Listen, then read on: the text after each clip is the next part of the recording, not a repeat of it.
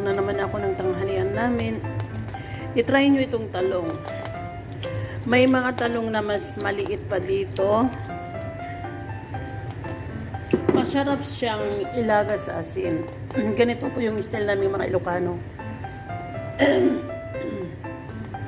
Hiwain mo dito sa gitna para yung asin na ilagay manuot sa sa ilalim. Yan. Lagyan mo siya ng tubig. Lagyan mo siya din ng bitchin para masarap din. Bitchin, yan. Ganyan lang siya. Siya ng asin. Damihan lang ng konti ang asin. Yan siya. Damihan ng konti para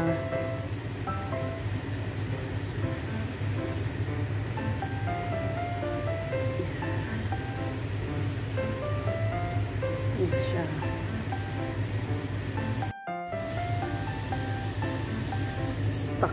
Takpan natin muna. Ang tawag po namin dito kaming mga Ilocano is nilagang talong sa asin. Kahit hindi mo na siya isaw-saw sa bagoong kasi templado na siya, may bitchin na siya at saka asin. Hintayin lang natin siya na maubos yung tubig. Talagang magang-maga siya.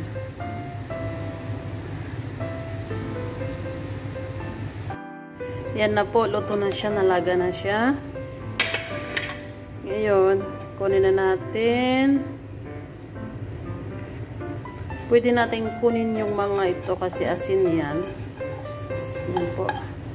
Yan. Ito na po, luto na ang aking nilagang talong sa asin. Kahit hindi mo na isawsaw kasi kompleto na yung ricado niya. Maalat na yan. Pero kung gusto mo din, isawsaw sa bagoong kung kulang yung alat, pwede naman. Pero sa akin kasi, okay na. Ito yung isang pinaka-paborito ko pang isang ulam na luto ng talong. Lalo na yung may malaliit na mapapayat. Yun. Yung pinakamasarap na ilaga sa asin.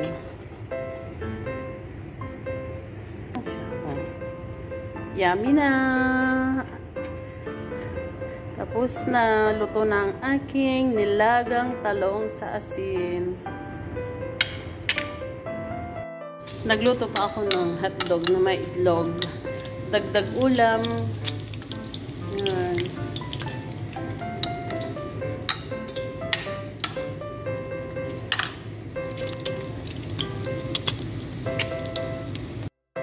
Ay na po, luto na ang aking hotdog with itlog. Tapos, gumawa ako ng bulaklak na pipino. Yan po. Yan. Ang aking flowers. Nag-design ako ng pipino. Yan. Ito ang aming ulam for today. Hotdog with itlog. At nilagang talong sa asin. Busog-lusog na naman kami.